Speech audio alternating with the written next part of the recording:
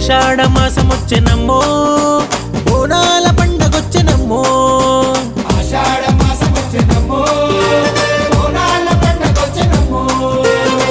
ఊరువాడంతా కలిసి యాప కొమ్మలు కట్టినారు, మైసమ్మ తల్లికి పూలమాలను తెచ్చినారు. మా ఇంటి ఏడపడుచు బోనమెత్తుకొచ్చిందమ్మ తల్లో.